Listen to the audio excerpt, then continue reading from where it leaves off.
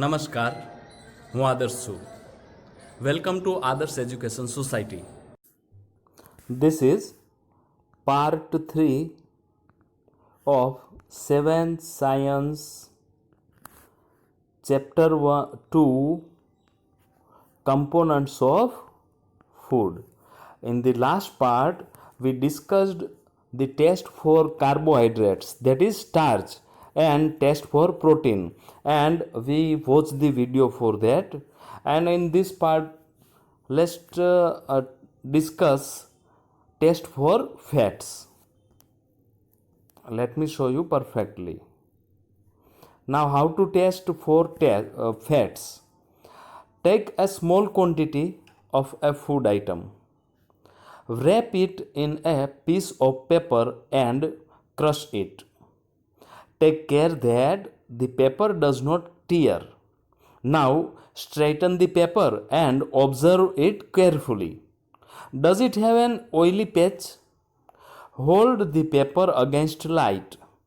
Are you able to see the light faintly through this patch? Now, what we will do, we will put a food item in the paper, then we will wrap it, and then what we will do, we will crush it. Okay, take care that paper does not tear. Why? Because by crushing we push it, that is why we have to take care that paper does not tear. Then straighten the paper and observe that carefully whether there is any oily patch or not.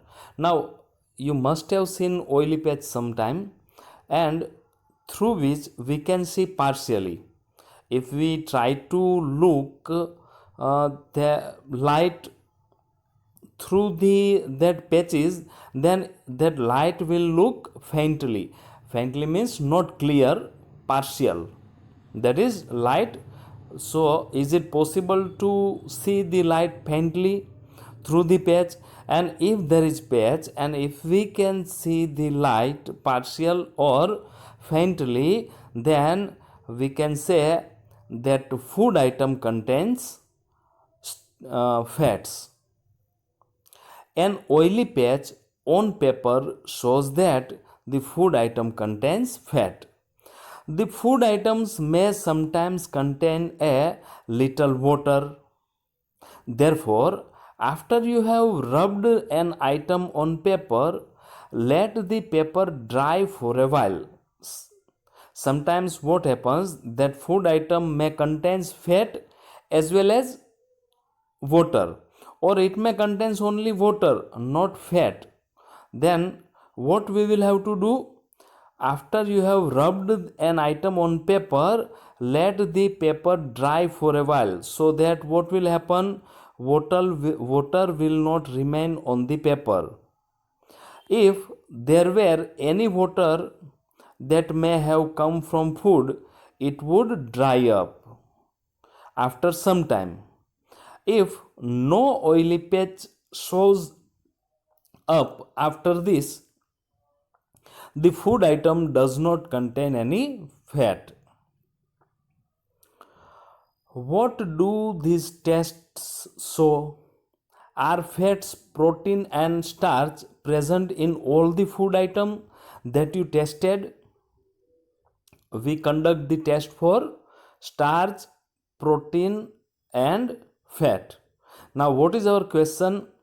Whether all these things, all these three nutrients present in all food items? Does a food item contain more than one nutrient?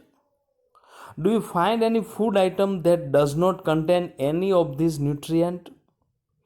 For these questions, let's revise that table what we discussed earlier, and till we have not answered this table, or we have not discussed this table. From this table you will come to know whether every food item contains all the nutrients or not. See, here is a table in which food items, first one is food item, name of the food items over here. starch present in this food item or not, then protein present or not, then fat present or not. That what we are going to write, and they have given us examples also. Can you see that? So let's see or discuss this table. See, raw potato. Then in raw potato, starch is present. That what we discussed and seen was that video also. So in raw potato, starch is present, but protein and fat is not there. Okay, so it is not that every food item contains every nutrients. Why? Because potato contains starch only. Then milk. Now here milk is a complete food. Milk is a complete food. That is why milk contains protein as well as fat also. Why? Because from milk we produce ghee, and ghee is actually a fat. Butter is actually a fat. That is why milk contains protein, fat, as well as many vitamins and minerals also. And that is why milk is a complete food. Okay, so milk contains this everything.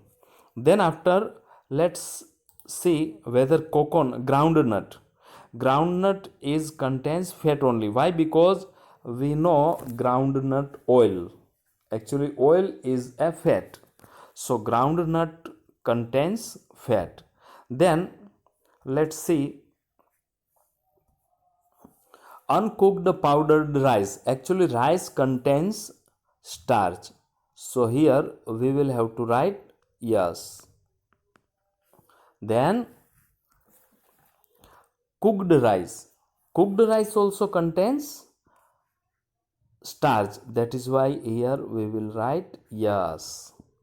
Then dry coconut, you must be aware of coconut oil, isn't it? So dry coconut contains fat, that is why here you will write yes. Then cooked tuver dal, actually tuver dal is a pulses, kind of pulses, and all pulses contains protein. That is why here if it is uncooked tuver dal or that is powdered, then it contains protein. Okay, then let's see another. Here it is cooked dal. Cooked dal, that is also pulses, kind of pulses, and hence it must be contain protein itself, isn't it? So protein. A slice of any vegetable, see here any vegetable it is written, that is why we can say it doesn't contains starch, it doesn't contains protein, it doesn't contains fat. Okay, and then what vegetable contains, that is we are going to discuss later. By this time we will discuss about starch, protein and fat only. Then a slice of any fruit, then we must write it doesn't contain starch, it doesn't contain protein and fat.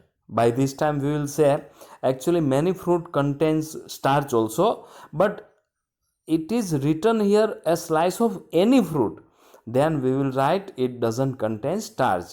We will discuss later about fruit also. Then boiled egg, that is white portion, the white portion of boiled egg is contains protein as well as